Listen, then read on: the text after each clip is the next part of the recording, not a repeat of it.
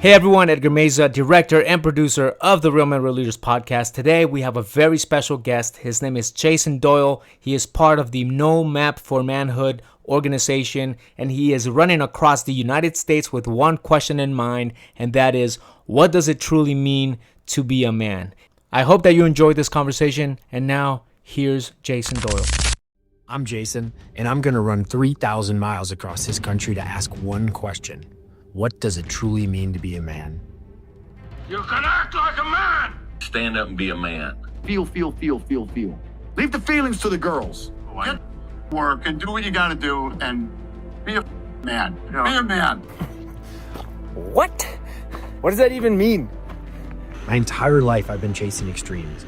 From racing professional dirt bikes, mountain bikes, rock climbing, ice climbing, you name it. If there's a feeling of bliss or even better power, I want it, and I'm gonna do whatever it takes to chase it. Because I can't be seen as weak or soft. I need to be a man, right? But now my life is drastically changing. And I'm realizing that for so long, I've been running from my fears, not towards them. And this isn't serving me, my family, or anyone in my life. So the time for change is now.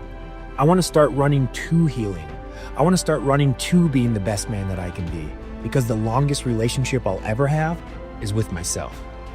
You see, for the last 5 years, my wife and I have been trying to have a baby, and we've had so many ups and downs. Hi, sweetie. So, we're not pregnant. Oh. I'm so sorry. I know. It is. Hey, Mom, we're pregnant. Yeah! This is literally the first day they'd be able to see the heartbeat. I'm proud of you. I love you so much. This has been the toughest few years of my life. But where does that leave me? With a massive fear of failure that's preventing me from doing so many things in my life. And it's a fear I just can't keep running from. Because now I'm asking myself, can I be a great father for my future child? Can I be the man my family needs? Am I enough? For so long I've been comparing my pain to others. And that just makes me not want to talk about things. Because it doesn't matter, small or big pain. You start holding that stuff inside, dude, it adds up. I mean, I'm 35 years old, and I think I've had 5 or 6 men close to me commit suicide.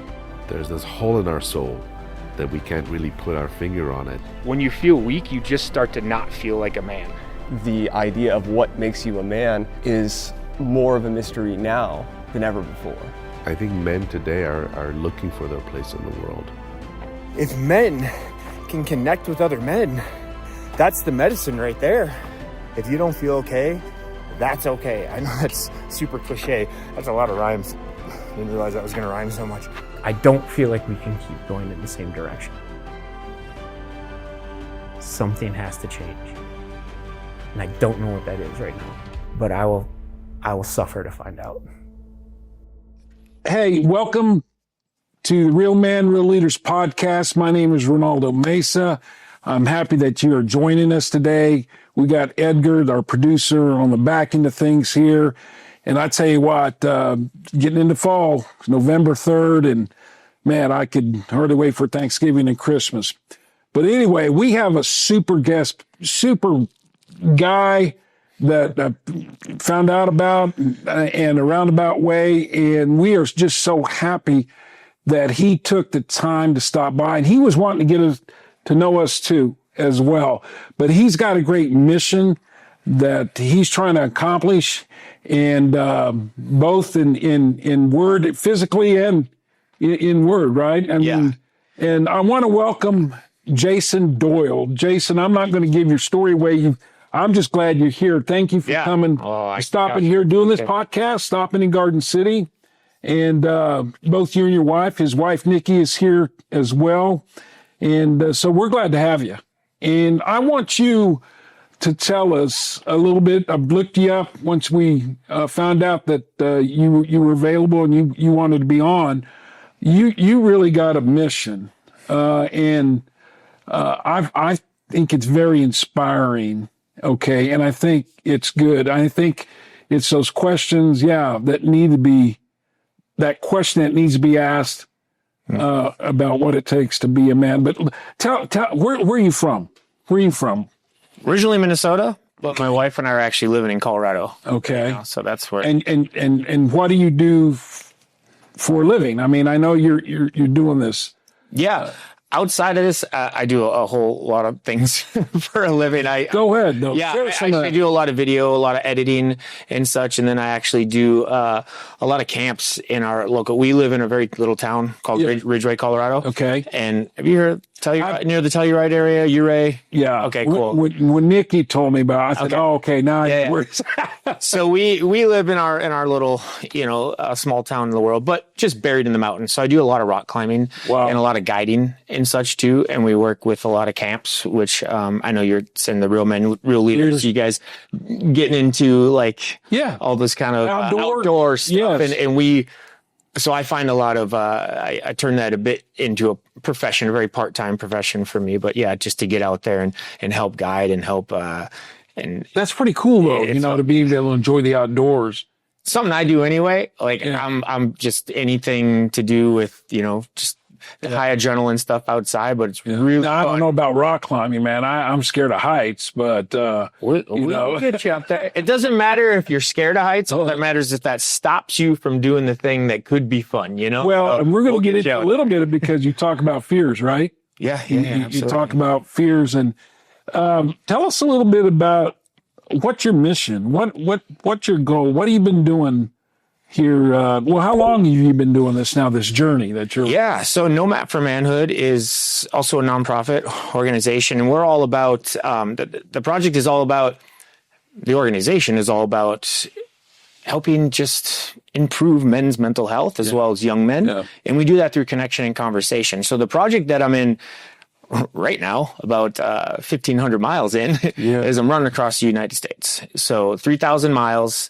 Halfway there. I'm halfway there, right about halfway there. So I'm excited about that. Yeah. But it's funny. A lot of people are always like, "Oh man, look what you've done." And I'm like, there's still a long ways to go here. You know? So we're trying to run about 40 miles a day. I was going to ask you that. Yep. My wife is, she's, manning the RV and cooking meals, and she's also an herbalist. Make sure you keep going. She's making sure that physically I can keep going. Yeah. So, the entire point of this was I'm going to run 3,000 miles. I'm going to ask one question. And the one question is, what does it truly mean to be a man? And with that question, it's a great question. It's a very thought provocative question where you're just I was talking to a guy the other day on the side of the road. He's 74 years old. And he's like, oh gosh, I never thought about that. And that's my favorite answer too, because it's this question that just provokes conversation. So I've been wanting to do this run for about 15 years, just run across the country. I've always been into doing it. But why? What made you, I'm sure, were you sleeping in your bed one day and you said, man, I'm going to run 3,000 miles, and here's the reason. I'll tell you exactly why. Because I've developed an identity, can call it maybe an addiction, just to doing hard things. I've always felt like hard things, who am I on the other side of that? Who am I if I can go do this thing? I raced professional motocross forever. I did taekwondo to getting a black belt. Yeah. So, anything that I do, I like to take to rock climbing, and do a ton of ice climbing and snowboarding, anything to a really high level. But it's become kind of my identity. Yes. And so, but it's always had to push it further and further and further. So I started getting I did a marathon. I was like, all right, I don't want to do another one of those. I'm going to do an Ironman, How was that? Because Ironman? Yeah. That's great. Yeah. The Ironman was great. You run, 26 miles, bike 140, and then swim 2.5 at the beginning. Oh, yeah. So, it's great. And you get that feeling, that sense of accomplishment. It's okay, I'm myself perceived, I'm a bad dude, I got this. Yeah. But then it's I got to go a little further. So I did a 50 miler, running. Then I did a 100 miler, then 150. And then I'm the overarching thing was this 3,000 mile run across the U.S. I was like, what can get harder than that? How can I feel? It's going to make me feel like such a extreme guy. Well, I mean, there's something to be said about that, though, about pushing yourself, right? It's pushing. It's a challenge. And doing the hard stuff. Yeah, doing hard things. We often get lazy. Not everybody, but complacent and comfortable. And then before you know it, you say, man, where'd my life go? This is it. You know? Well, and I think that with this thing, I've been wanting to do it for like 15 years. I think my wife is like literally sick of me being like, someday I'm going to run across this country, you know, but coming back to the No Map for Manhood, it was literally just sitting there one day. I was really wrestling with this thing of, I had a really influential, man in my life, was at this self-progression retreat, and he said, you know, be a man. And I had to get up. We were doing this thing, or this like, simulation thing. Sure. And he said, be a man. And in a loving way, not like to be a man, don't cry, don't act like a girl type thing that we have heard in our life. Right. He said it in a very loving way. But I sat there and I journaled about it that night. I journaled about it the next night. Wow. I journaled about it for a week later, a month later, like 2 months later. And I'm like, oh my gosh, I just turned 40 years old.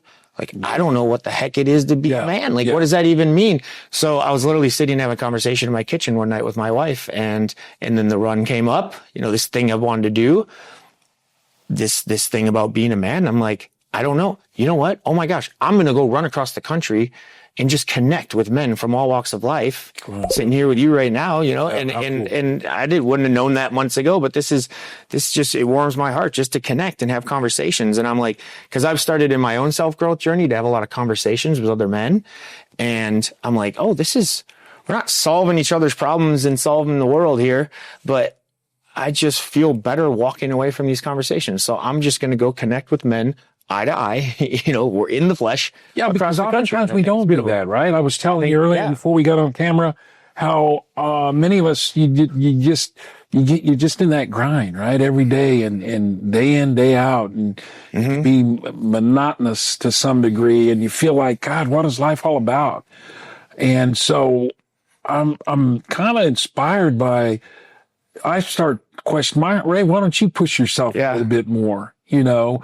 And having these conversations, you know, when we speak to our boys about real men, real leaders, and I was telling you a little bit about our program, we tell our boys, you know, this whole thing about real men, real leaders, it's not being macho.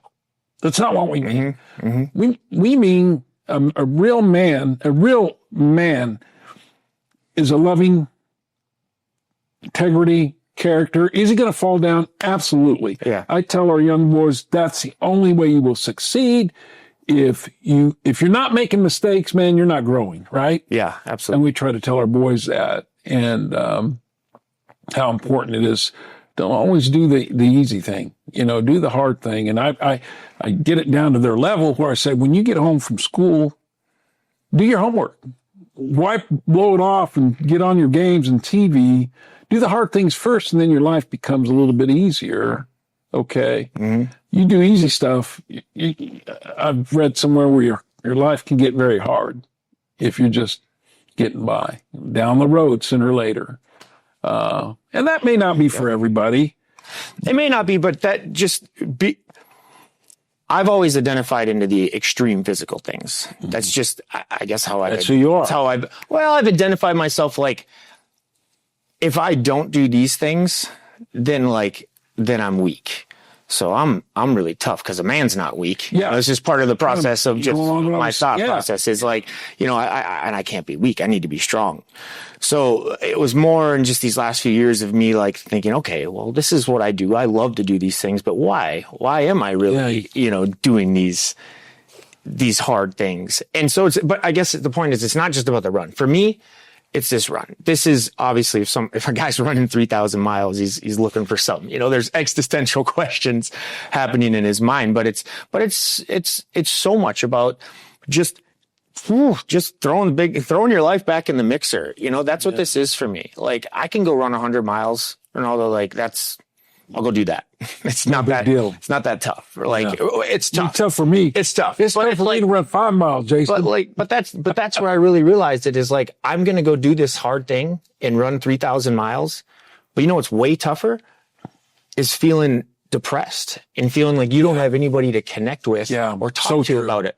That's way harder than any of these things. So yeah, I'm going to appease. There's some selfish things in here that I'm really, I want to push myself and kind of just mix up my own world. But man, there's like, so it just transcends running, I guess is what I'm saying. Like, you know, if you're doing hard things, it can be it can just be asking for help. Yeah. You know, I don't know if you experience that well with a lot of your young men. This resonates because we do, in the summer, we have a good summer program where we concentrate on the physical and the mental health of our boys. Okay. And so we bring Compass. Compass is a mental health organization. Is it, excuse me, Edgar, is it a national organization? I don't recall, but it's here in Kansas, it's across state. Anyway, we're bringing those folks in, and because there's so many issues today, and I think I know some of the reason is this whole social media, and many of our young kids, not just the boys but girls, are just hooked on their iPhones or their iPads, and it's just constant, viewing of stuff that I'm not so sure is healthy for them, and I think it's robbing the hearts and minds of our kids. If we don't wake up, man, it's just not healthy. You read about suicide, especially these girls, the girls that can't measure up to somebody they don't even really know. And I mean, it's crazy. We have in No Map for Manhood, we have 3 pillars. I'm not going to get all of them in right now, but it's like it's like friendship, fatherhood, and fun fitness. So I can explain those later, but you're just reminding me of friendship when you're talking about like the phones, right? We're experiencing life through glass more than we ever have. But when I look at friendships, for instance, I just heard a really kind of scary statistic the other day, is that today, men have 50% fewer close friendships than they did in the 90s. And when I hear that, I think, okay, men are having less conversations.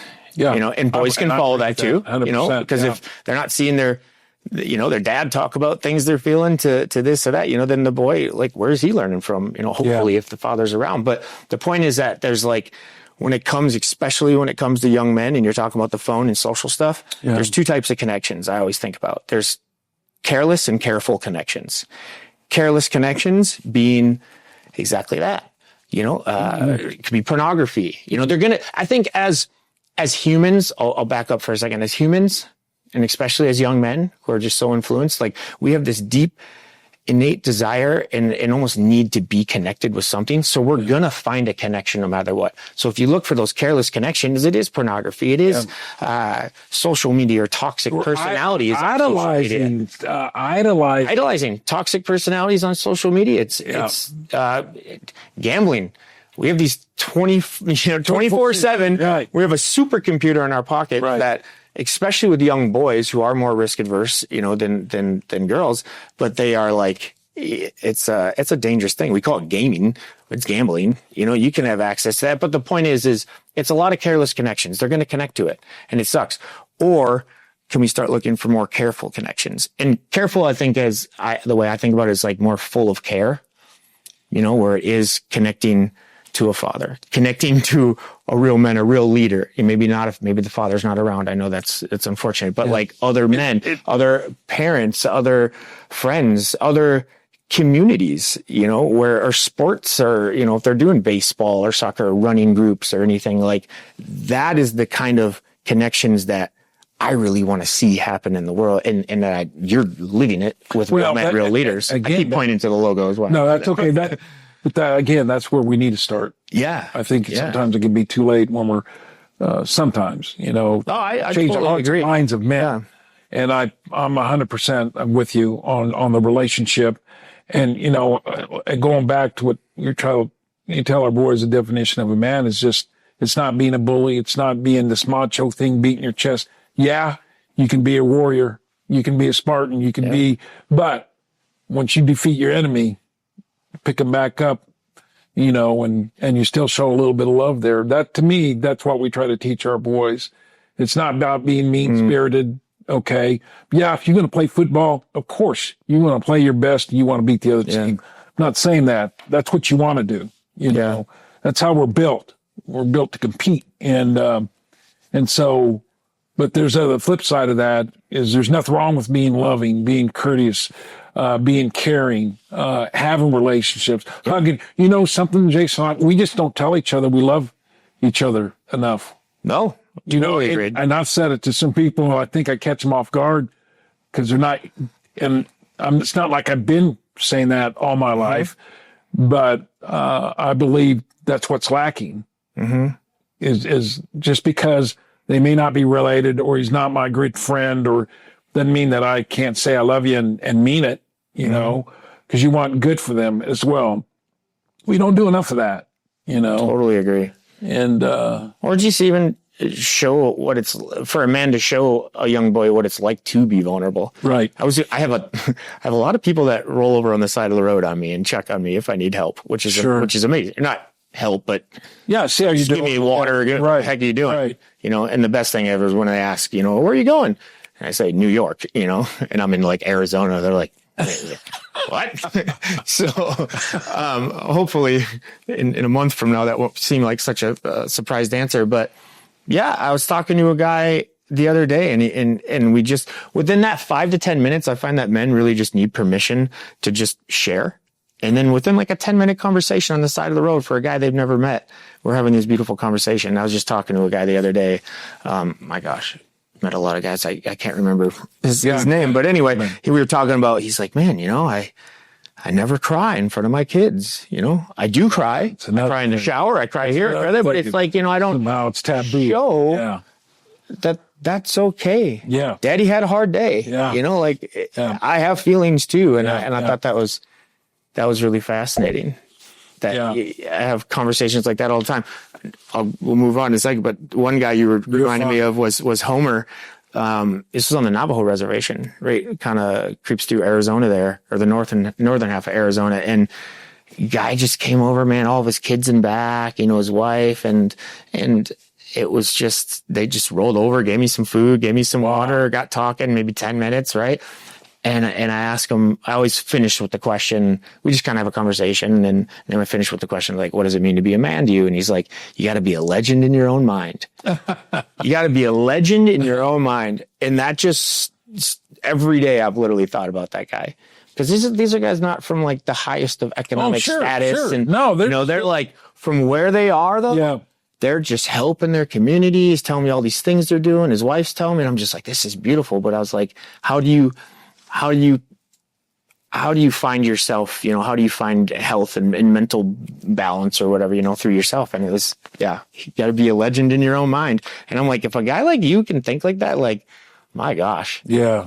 You're on to something, my man. Yeah, like, that was really beautiful. I'm glad that you were able to meet that guy. Yeah. And just probably living day by day, getting by, but he's probably happy. It sounds like he was happy with his wife and kids. Who knows? Who knows? But the fact that he was there and having that conversation, we could go into a whole other context about the Navajo reservation and how there's a lot of self-medicating and a lot of different stuff happening with that. So men, which is the second pillar of No Map for Manhood, which is fatherhood. You know, there's a few, I'm sure you guys touched a lot on this on Real Men, Real Leaders, and just the presence of, you know, the importance of having fathers in life. Like, yeah, because we do, you know, we time from time, we have a few single mothers, raising their boys and going to work, getting them to school, and they struggle, and they'll tell me, and, they just say, hey, we're so glad that you working with my son. Yeah. We see a change in him, and it makes me feel good. It really does, because then I know, well, what we're doing is working. And, then you have a situation where the father, they may be separated or divorced, but at least the father is still present. Sure. And that helps tremendously. Yeah. Okay. As long, I was going to ask you, I'm sure the reaction, how has it been mixed? Has it been go? I mean, you know, how are people reacting to you as you just in like the run? Yeah. So yeah. I'll tell you what, I was actually just talking to my own father about this yesterday on the phone, and I was talking to my wife about it. And I'm like, if you just erased my mind as I was starting this run, right? And I didn't know anything about political divisions or the status of the country or religious this or that, you know, and I didn't know any of that, I would be running across this country being like, people are so darn nice. People are so kind. I love connecting with all these guys, all these people. Like, they are just amazing. So the reaction itself is just, people are obviously surprised, but people are curious. And I think that's like one of the greatest traits of humanity, is just being curious. But the people who are curious and actually are want to pull over and engage, it's really cool. It's been good for the most. It's been really great. Yeah. It's been really great. And I think that this is such a vitally important, topic, just about how we can raise young men, or how we can be better men, and lead better men.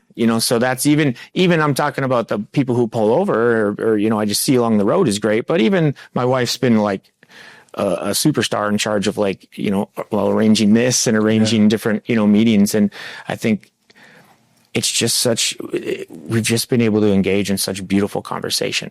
But what I really love about it is the run. It's great. It's hard. It's 3,000 miles. I get it.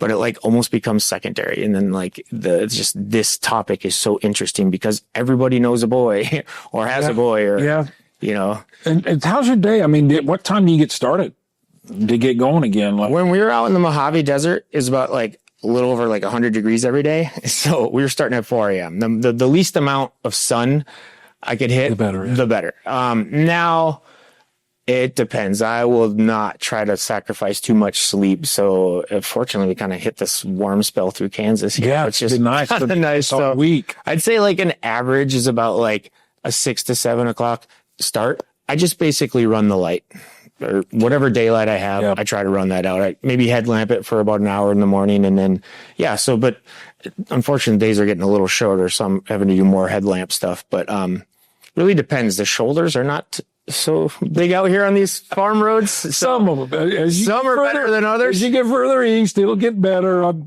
okay, good to hear.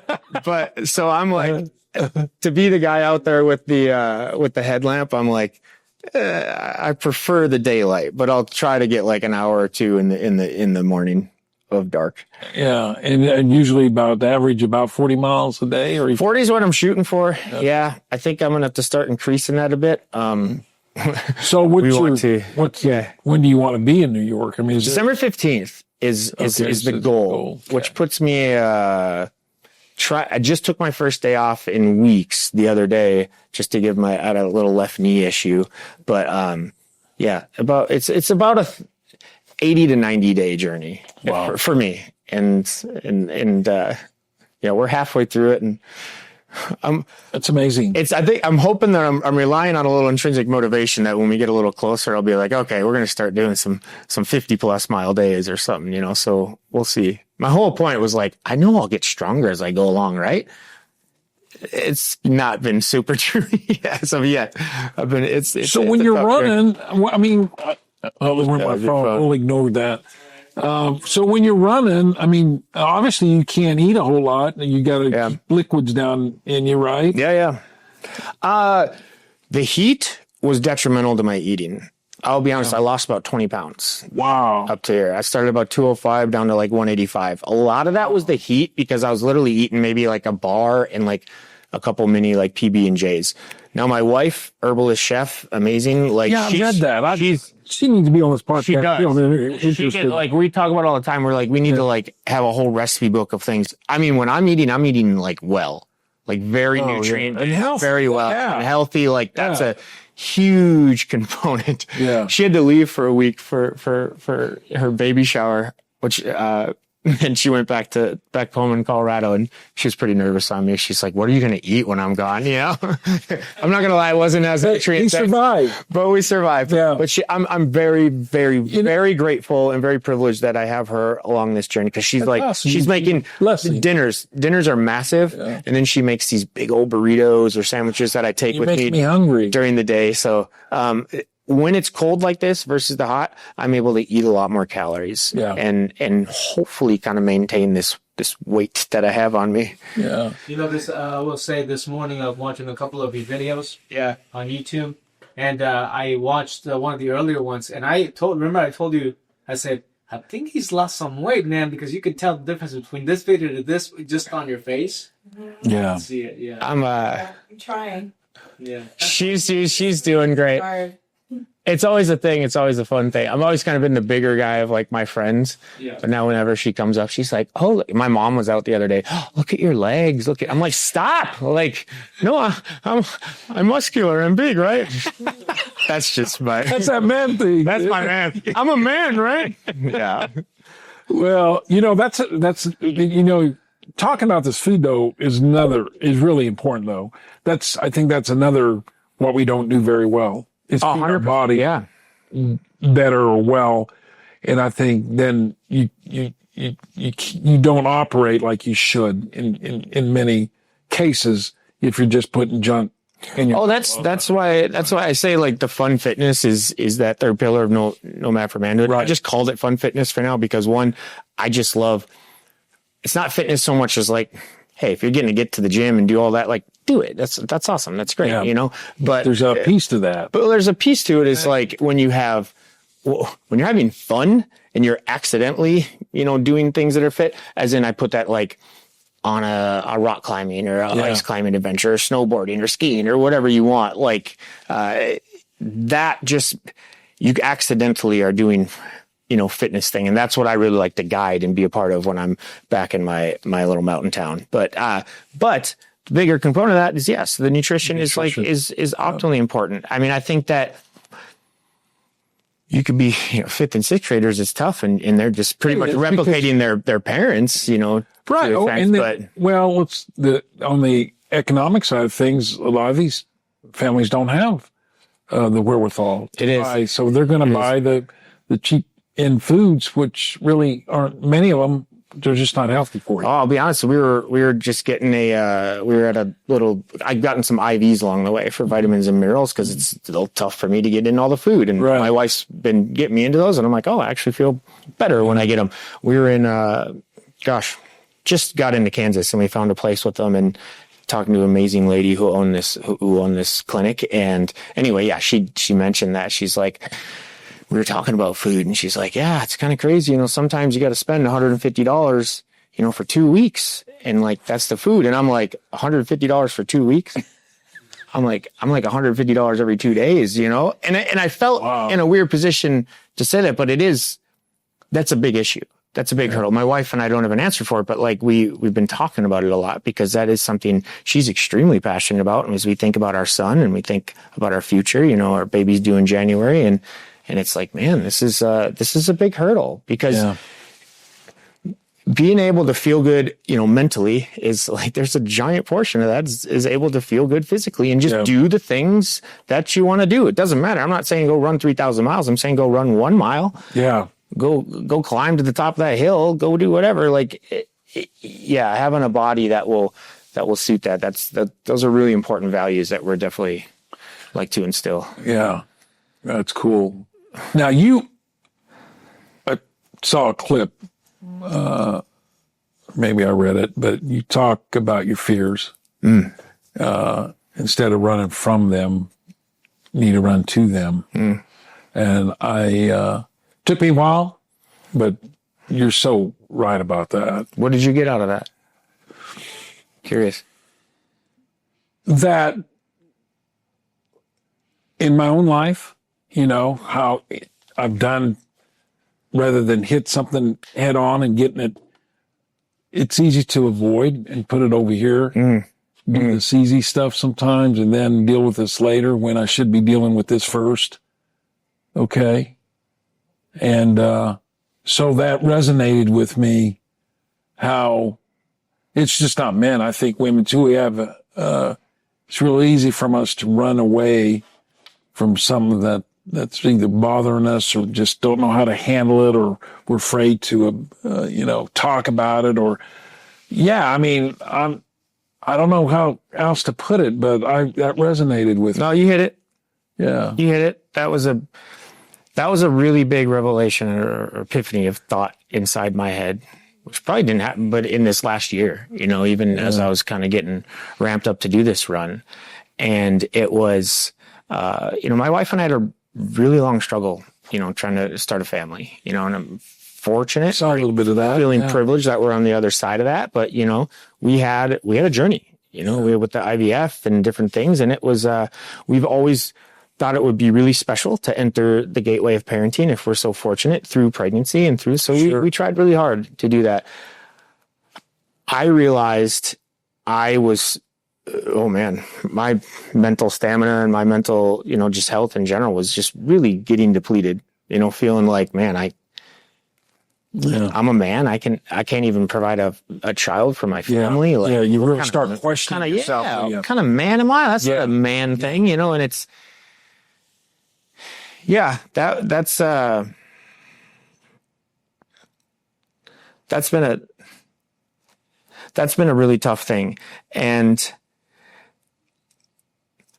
when I started thinking, this is the whole identity thing, right? Mm-hmm. Like, I'm rock climbing, I'm running all the time.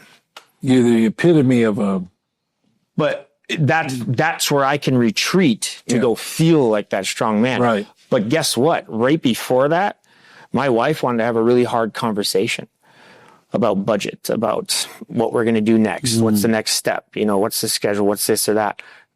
Babe, so let me go do this thing. Let me go climb, let me, So just like you said, push it off. I became a master at really avoiding intense, things in my life. Conversation. And it doesn't just go away. No, it's there until you deal with it.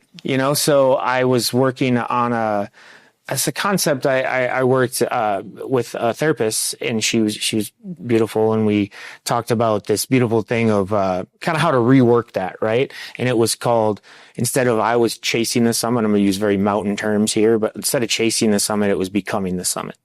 And as in this, just the summit, I'm going to use the mountain term, but it can be applied to anything. Once I get up on top of that mountain over here, I'm going to feel so good. I know I'm going to feel really good when I get up there. But I got to come back down. And now all I'm doing is thinking about what's the next mountain I can go up to? What's the next mountain? Well, why can't I show up in life like that? Why can't I show up and feel good when I'm talking to my wife in a hard conversation, when I'm talking to my friend, when I'm dealing with this work thing, dealing with this? Can I still have that feeling? And this is something that's an ongoing work for me personally, but it's like, can I feel good? I know I'm going to feel really good when I dip my feet in the water on the other side of this country in New York. Yeah. But that's a long ways away. And, how can I show up every day in that empowered feeling and in all the little situations? Does that make sense? Yes. But it's so true. Yeah. That once you deal with it, once you attack it or however you handle it, you feel so much better. Oh, yeah. And you tell yourself, God, why didn't I take care of that a week ago or 2 days ago? 100%. Or a month ago, But as a man, and I'm sure you probably experienced this too, is that I'm pushing these things to the side, whatever, I'm ignoring. Well, then when I started opening my mouth to my friends and to my male friends, I'm like, oh, I did something really the other day that I just don't feel good about. And, I did. And they're like, oh yeah, I've been there. You have? Because I'm in my own world, and I got to figure this out on my own. Yeah. That's what men do. Yeah. We don't talk about our stuff. We don't share. Let's figure it out, because that's clearly what my dad did, right? He never talked to me about this stuff. Like, Neither that's did just, mine. and that's what you do. You don't.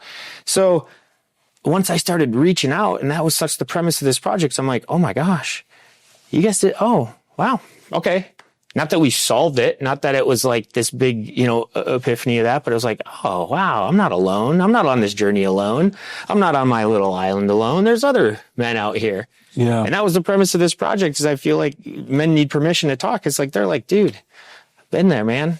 Oh, sweet. Oh, dude. Okay, cool. Man, I just feel better. I'm going to walk away. I'm going to walk away from this conversation today. I'm just going to feel better.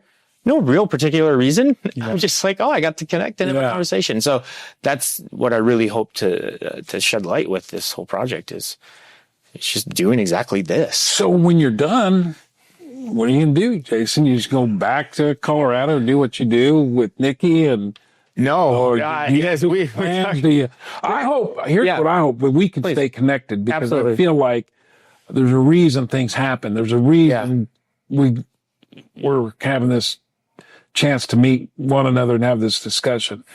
I just firm believer of that. And maybe down the road, when you do get back and settled in, I'd like our boys to maybe experience some of those things that you do.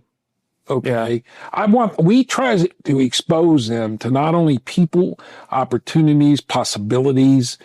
I always tell the boys, maybe you're having a tough time at home. Don't let those circumstances dictate your future. There's so much out there, but they need to hear that. And I was telling you earlier that oftentimes we don't do that with our young kids. This whole motivation, you can have all the motivation you want, but if you're not disciplined, create those good habits, it's not going to happen. And I try to teach that to our boys. Yeah. And I think for many of them, I know they're young. I know they're just getting started in many, many ways. But I think as they get older, and we've had some, I'm so glad that I stuck with you guys because it made me, a lot of these kids are in their shell. We do a piece where they have to get up and communicate. They have to do a small speech of some sort. I don't care if it's about their family. Maybe it's a passion they have, but we make our kids get up and speak because that's one of the biggest fears with people, right? Yeah. And I think, and we've had a few of our boys cry because they don't want to do it.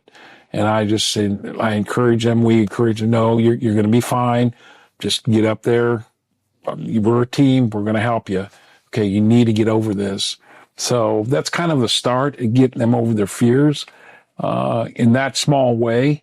But that's what we're trying to teach. I think what you guys, I'm going to just say this in different words from my outsider perspective, but you're really instilling, I think one of the highest qualities of a human is just a curiosity in these boys. Yeah. That's about doing these hard things and doing this run it's just, what? Can I do that thing? I do it? I'm curious. How would I feel if I did that thing? And I think just that's the most beautiful thing. I hear you talking. I'm like, you're instilling curiosity in these boys. How can I be better at this or better at that or a better person? And we tell them, I don't care whether you want to be a president of a bank or a doctor. It doesn't matter to me. If you want to go, just go to work and you want to be a mechanic, be the best mechanic you can be. If that's your passion, then let's do it. I think we push our kids often that you have to go to college, you have to go to school. For many of them, that's not their thing. We don't sit them down. What do you really like to do? What do you really want to do?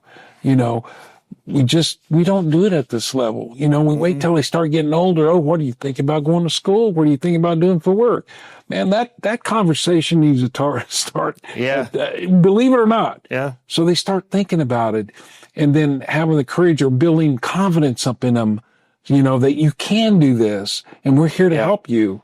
That's what we're trying to accomplish. And that's, yeah, go ahead. Sorry. We try to teach our boys that leadership. It's a Kansas Leadership Center, kind of moniker, if you will, but they're an adult leadership program, although now they're getting into the youth leadership. I've had a conversation with Dr. Kay Morgan over a year ago and said, you really ought to think about getting in this space. And it wasn't just me. I think she's had that request. But when we went to go see her and I told her, she goes, you know what, Ray? She goes, I'm with you. She goes, we're going to see what we can do. So now they are trying to get in this space about leadership. Okay. And we tell our boys, you can lead anywhere, anytime, in school and home, in your classroom. Okay. And you don't have to it's not a title. Just be active. That's what we're about. I love that so much. Because it does get the boys out. I was telling you about our outdoor program. Jason, when we started that, and this has to do with hunting, more hunting than fishing and hiking. Outdoor Mentor. There's an outdoor mentor group that's kind of here in the Midwest, and it's grown men and women who are hunters and fishermen and do the outdoor thing. And they approached us because they saw the numbers of boys we were working with, and they were struggling getting youth involved in hunting, and let alone minority kids. Okay. And so we talked to them. We started, create a relationship. We started with 10 boys getting their safety certification, okay, before they can go hunting. And we started out with 10. We have over 80 boys now who've been certified on safety because they learn about the, shotgun and handgun and bow and arrow. And now many of them go deer hunting, pheasant hunting, quail hunting, turkey hunting, you name it. We're exposing them to outdoors. They're not in front of their TVs. They're not in front of their games. Okay. Hiking, we'll take them up to Scott City, but we're doing those things that they need to be doing, man, and getting away off their TV and off their phones. And it's really blowing up. And we just started the girls program in one of the schools. We just are going to take 13 girls for now. And my fear is we open that door, because they're going to want to go fishing and hunting as well. They want to experience that. And we're going to get there, but we have to be very careful because if I open that door, man, you just got to have the resources right. Yeah, for sure. So that's amazing to hear. I was running with the Pagosa Springs, Colorado high school cross country running team. A couple kids came out to run. Well, the whole team actually came out to run with me on a different day, but 4 boys came out to run with me one day, and one of these boys, 17 years old, and I asked him, what's it like being you right now, in high school? What are you guys struggling with and this and that? And he literally made this comment, which I thought was hilarious and a little bit kind of sad too. But he's like, I don't mean to sound like a boomer or nothing, but he's like, we're soft. Our generation's soft. It's like, I don't really think we're going to be that. I don't think we're going to be that successful. Literally said that. And I'm like, what a nihilistic view for a 17-year-old to have. Yeah. So that's where I'm just thinking so much about what this program that you're doing is why it's so valuable in so many ways. But it's like bringing back to the running from fears and running to fears. It's like, for me, a big part of it was just running from fear of failure. Yeah. Oh, no. So you got to, okay, what if I don't run? What if I can fail? What if that's okay? What if I can try all these things, this hunting, this and that? And it's like, cool. That reversal right there is so vital. So I love that. It's just like, get out, do things, be active, try the things, like be active. It doesn't, and especially away from the phone, even better. But I think that's amazing. There's just a lot of good. And I don't even know how you measure that, but it's just so much good can come out of that program that you're talking. It's been a challenge because we are trying to document, progress, and it is hard. Sometimes, we're trying to also their behavior comes into play. So there's times I'm sure it's me and Jonas get called in the schools. And, but we don't hammer them. I get them back, say, man, you know better than that, because there's a lot of, I don't want to say a lot, but man, I tell you, there's this disrespect of authority, and it's unfortunate. And, but anyway, so I tell you, like I said, it's a challenge working with fifth and sixth grade boys, but we see a difference though as they stay in the program.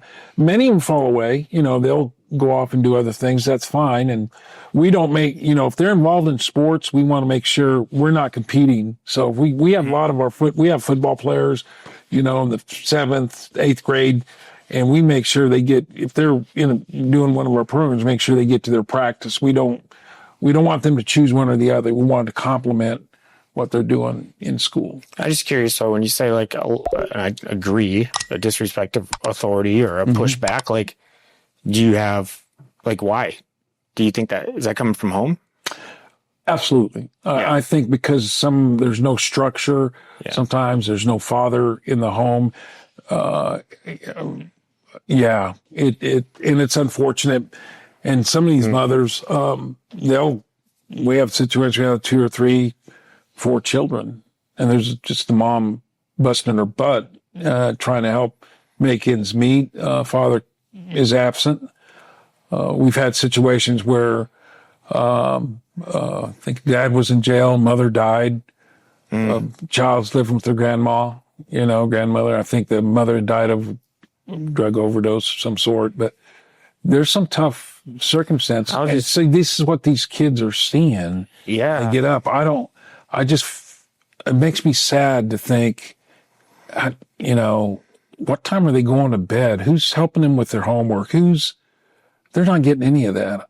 I don't think. I could be wrong. There's strong mothers out there. Sure, there is, but I just heard these facts. 63% of youth suicide comes from fatherless homes. Yes. 71% of high school dropouts come from fatherless homes. 90% of runaway and homeless children from fatherless homes. Yeah. It's a big deal. It's a huge deal. And that's why, and sometimes we don't want to talk about it, and we need to be talking about it more often. And instilling, again, at this age, instilling these boys how important it is. Because someday, and I tell them, someday you may be a father. Okay. And it's a big responsibility. And you need to learn a little bit now. They're young. I get it. But I'm telling you, these kids know right from wrong. And they know a heck of a lot what's going on. It's every time I'm talking about fatherhood, even it's been such a big part of No Map for Manhood. I'm not a father myself. I'm going to be soon. Yeah, and I'm very fortunate with that. And I've worked with kids in just so many avenues. I used to teach motocross lessons and camps to kids for years and years and years. So I've been around kids, for a long time. In fact, my mom was an in-home daycare provider for 30 years. So that's all I knew was to be around kids. But I'm very excited to be able to talk from experience. I bet on this, soon enough. And the subject couldn't be more important. It's timely. It really is timely. And what do you? I think when you're done with your journey, I hope you keep. Certainly, you're not going to stop there. Well, that's what you asked earlier. And it's been such a wonderful conversation, but I'll come back to that. It's just what is next, and No Map for Manhood it's not just the run, that's the beginning. And I'm gathering a lot of great insight out here, from meeting with these men from all walks of life, men and women, but mostly men. And I cannot wait as a personal challenge to me, but just to turn this into a book of sorts. I was going to say, you're going to have, I really want to compile this information, have it all in one spot. We're also working with, a team that's going to, hopefully we'll be putting out a documentary, of the run and just, to see this, firsthand. Again, not like, look at me, I ran. It's so much about the experience of manhood and what that really means across the country.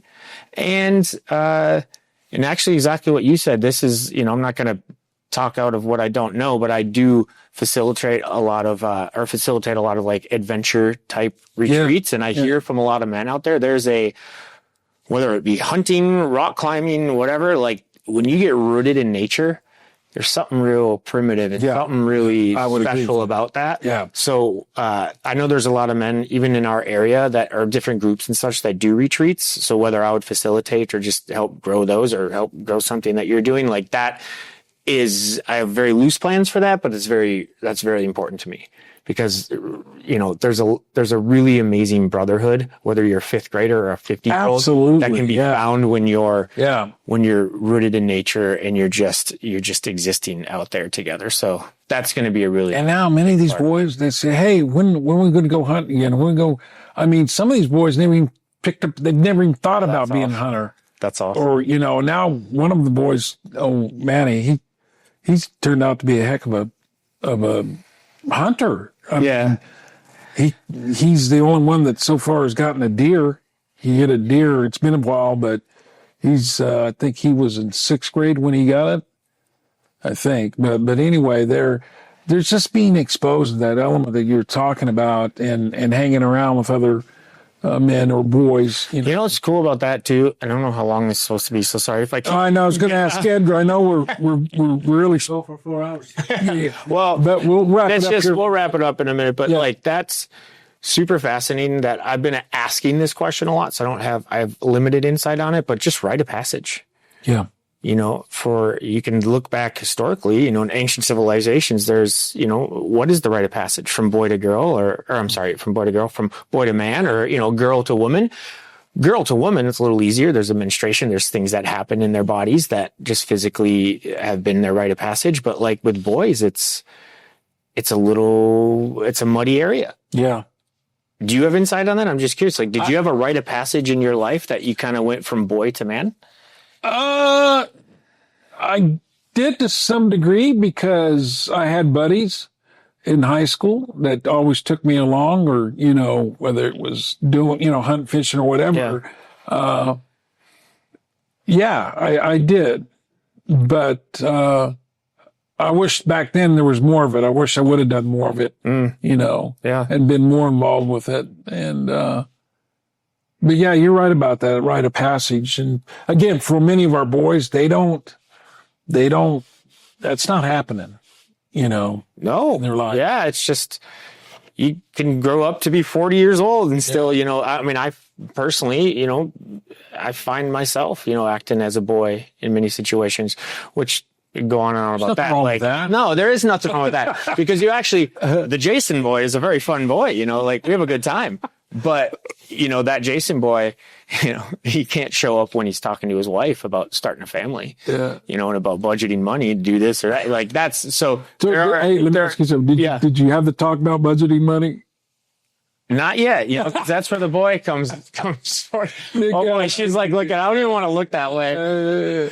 Yeah, okay, we're done here. I'm sorry, Jason. I had to ask it because no, it's true. I bring that up because it is very real to me, and it's like that's something that it was really, really, really difficult for me to ask for help for a long time. Yeah. So whenever I'm bringing these things up, it was like I have been working. I now have a team of a couple mentors, you know, a therapist, and then a great group of friends. So that's why I feel like I'm in a position that I do feel loved. It's still a lot of work for me, but that I can share that love, and that's why I'm out here, you know, doing this thing. But yeah, it was. That I even asked that group of Pagosa Spring, the runners, the boys, the high school boys the other day. I was like, is it easy for you to ask for help? You know, and then that's a big curiosity because I think asking for help is, well, I'm not weak. Yeah. Automatic. Yeah. That's exactly what I was thinking. I'm not weak. Yeah. I'm not, because being weak, well, then I'm weak. I'm not a man. Like, no, it's so much. And one of the high schoolers actually did say, he's like, you know, I'll ask for help when I'm in school or this or that. But he's like, if it's something personal, I'll just figure it out. Yeah. I'm like, dude, you're 17 years old. You know, I didn't say that, but I was like, that's a fascinating answer. That's where I was like, I'll just figure it out.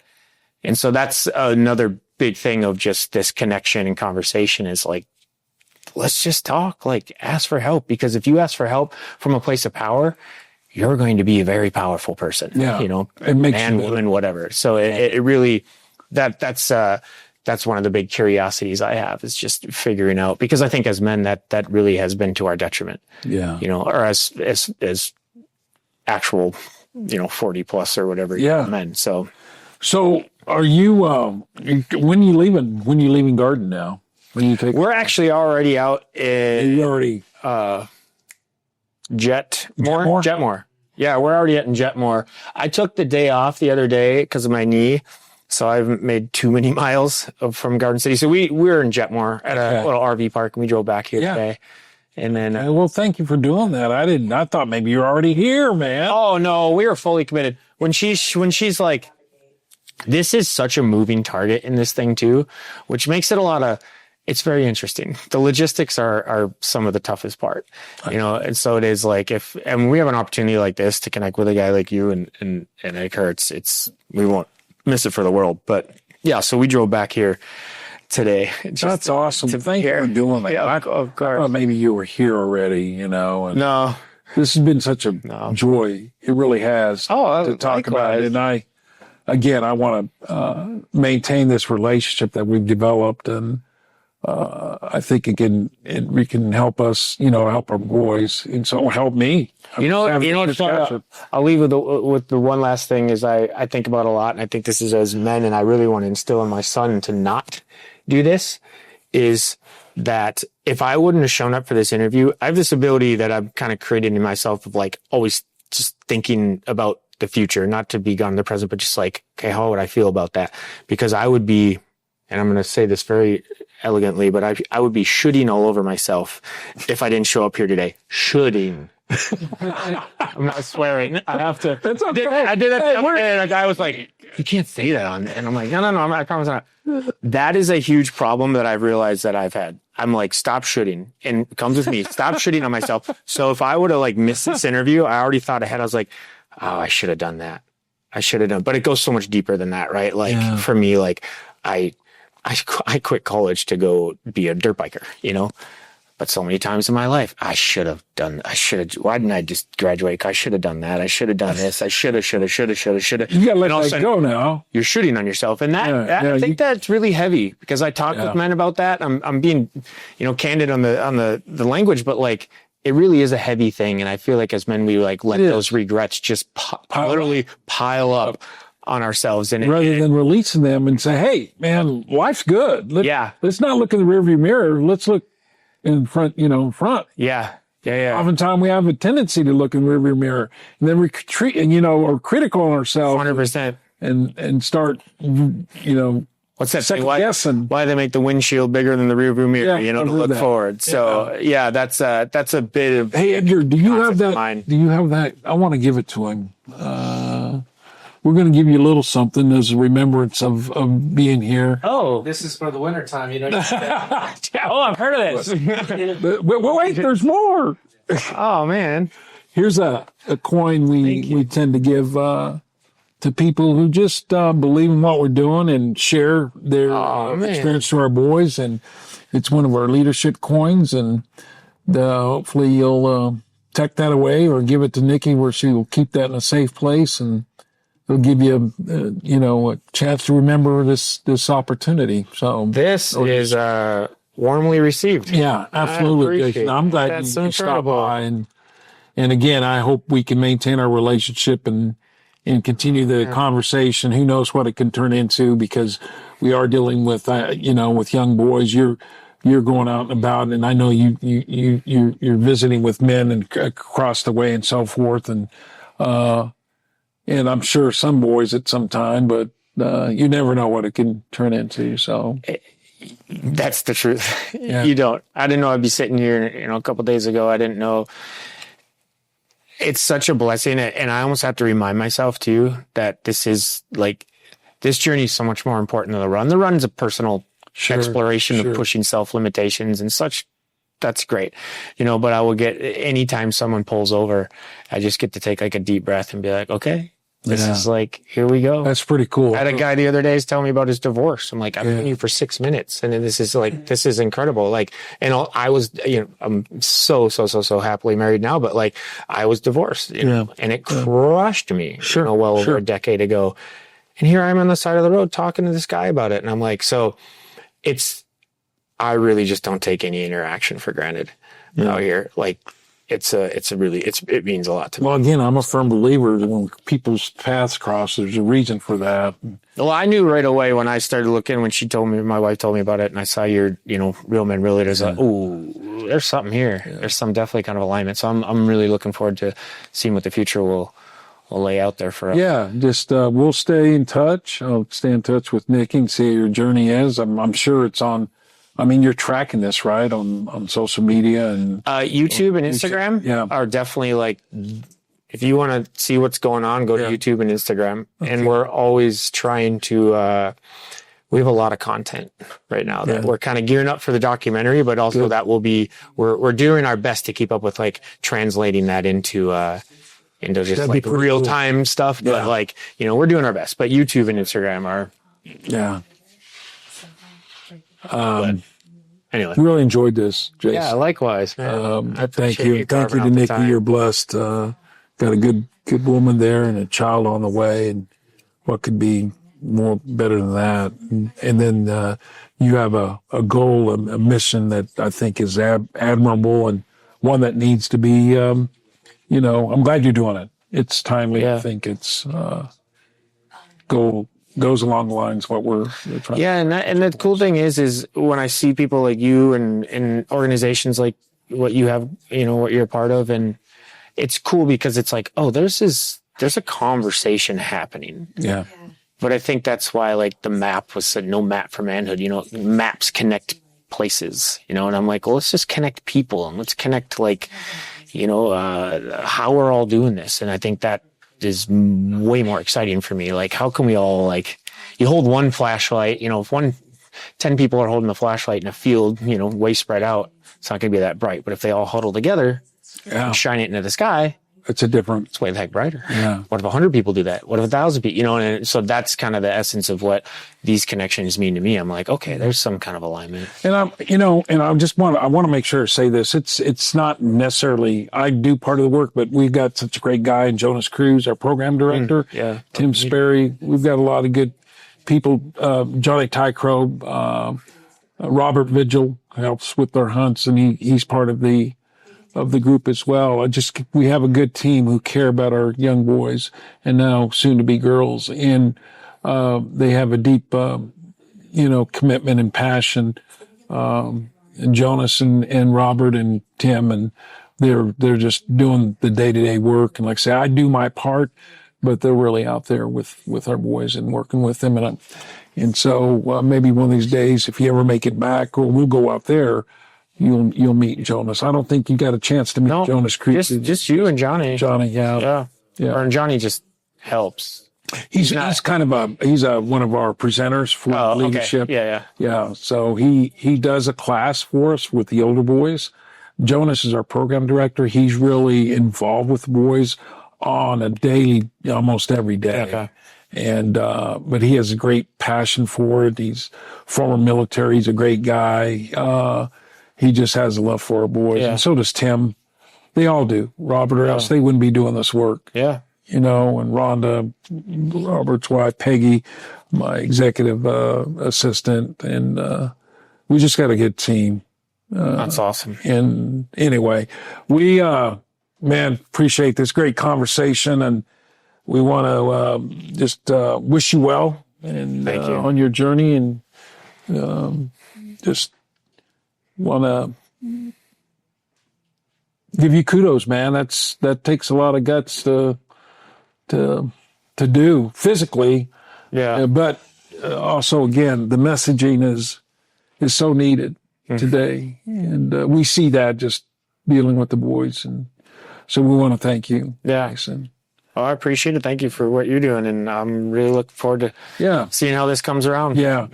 Well, we're going to wrap. We're done with today's episode. We are so glad that you hoped you joined in, and that you will join in the future to our next podcast.